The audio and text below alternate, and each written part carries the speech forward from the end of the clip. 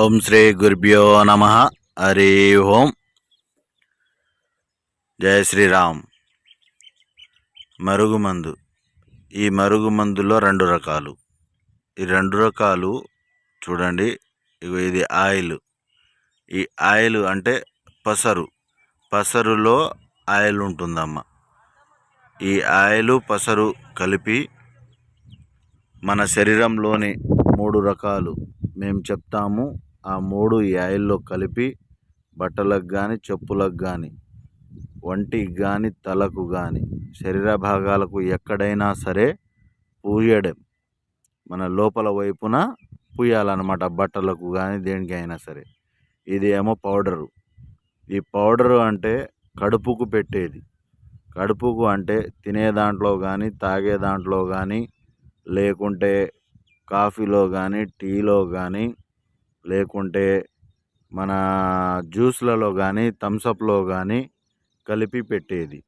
ఈ మందు పెట్టడం వలన మనకు మన మాట వినని వారు మన మాట వినే విధంగా మారిపోతారు. మన చెప్పు చేతుల్లోకి వచ్చేస్తారు. మనం చెప్పిందే నడుచుకుంటారు. అంటే ఆ తర్వాత మనం చెప్పిందే వేదం అన్నమాట.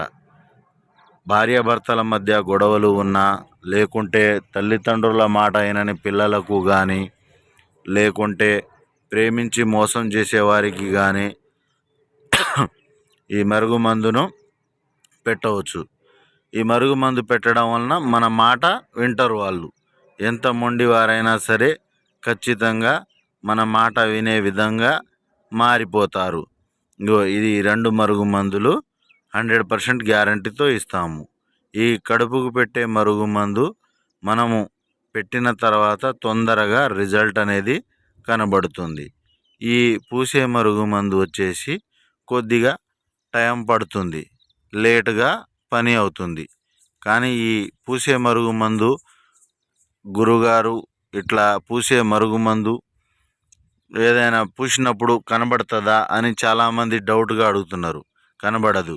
చూడండి, ఇగో ఇట్లా పూసినా కానీ కనబడదు. మన నీళ్లు పోసినట్టే ఉంటుంది. గ్రీన్ కలర్లో ఉంది కదా అని చెప్పేసి గ్రీన్ కలర్లో కనబడడం అలాంటివి ఏం జరగవు. చూడండి, ఇగో చేతుల మీద పోసాను.